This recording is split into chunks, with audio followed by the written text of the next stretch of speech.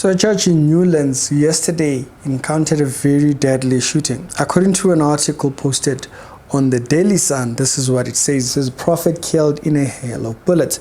Now, they say bullets. I don't know if there was multiple shots towards the pastor. I'm going to read the article with you as you actually saw the clip over there. It says, Sophia Town residents were greeted by blood ahead of the start of the weekend. Separated shooting incidents struck the city. So that's how the article actually starts. It says 4 people killed. Separate incidents in Sophia Town, Johannesburg on the 6th of October. I did see a few people post about him. I don't know how well they knew him. I did see Bashiri posting about him. I saw a couple of people actually online posting about him. I didn't know him. It was actually my first time actually hearing about him. They say a gruesome murder was captured on video, has since been doing its rounds on social media. In the shot that you have, or in the video that you have, it actually shows the prophet still preaching, and it looks like he's still greeting the church where he's preaching at, and he's appreciating the audience there. And then this incident starts up, and everybody starts screaming, and some people were even screaming Jesus in the background and so forth. And so the shot, I don't know if there is another video that actually captures that, but the video that was out there doesn't have that shot like in frame, just in case. Or the video that we saw doesn't have him getting shot in the frame. So it says in the clip, prophet, who has since been identified as Prophet Dwayne Gordon, is seen standing on the pulpit in front of the congregation and preaching. And it says, just as he moved away from the pulpit, armed men could be seen entering the church. Here, we don't actually see them in the clip on the video that we have right now, unless there's another video. So I keep saying this so that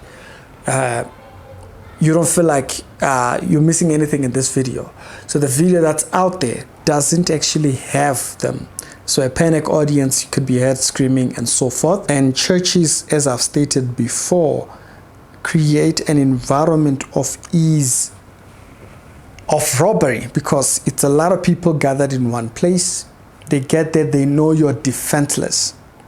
And so I think I once spoke about a church being safe, where you get to a church, they close the gates, we'll buzz you in when we are inside, and not risk the congregation getting hurt by some of these people out here. And so it kind of reminded me of a verse talking about service, which is Hebrews chapter number 10. A lot of people like Hebrews chapter number 11, but it starts in 10. And in Hebrews 10, this is where it says faith is a substance of things hoped for, the evidence of things not seen. But then when you want to get the context of this substance that he's talking about, that we have hope for, when you go to the previous chapter, Hebrews chapter number 10, there is something that he says there that I think is quite interesting, or it reminds us of what we are here to do, right? So you read Hebrews 10:34, and it says, for you had compassion on my bonds, right, and took joyfully the spoils of your good, knowing in yourselves that you have a better and an enduring substance. So that word substance appears in chapter 10. It's in reference to the hope that lies ahead, not present, ahead. And this is why you will find the subject matter of heaven is one of the most fought subjects. You see all these Pan-Africanists, the first thing that they do is attack the subject of heaven. So you are there looking for heaven, unless you haven't sorted out your political issues. The political issues down here, we all know where they end to. But that which we hope for ahead, it's assured. Now, in this verse here, when he speaks about that, he says, cast not therefore your confidence, which has great recompense of reward. Our confidence, it's ahead. Don't cast it away. So a lot of churches have surrounded themselves with earthly issues too much, to a point where we've lost sight of the bigger goal, which is ahead.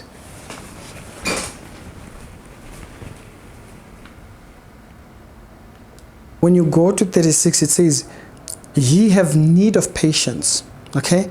That after having done the will of God, you may receive the promise. And so we hear the message of hope and reconciliation with God, and we come to it. We should keep our eyes glued on the reward that lies ahead. That hope has great recompense, and it keeps us working for the kingdom, okay? Not to benefit ourselves, not to go into self-profit or profiting ourselves. That sight is very important, and I wanted to remind us here of that. Worldly people would think worldly things, but this is a very important thing for us to remember. The hope, it's ahead. The Bible says those that have done good down here, there is a reward where they are going ahead. It's very clear. It paints the picture and it puts it out very well. He says, for a little while, and he that shall come will come, and he will not tarry. So God comes back, and we know in other verses it has said he will come with his reward in his hand. He says, now the just shall live by faith, but him that draws back my soul shall have no pleasure in him. By drawing back, we lose our reward. The subject matter here is that we do a good service in the church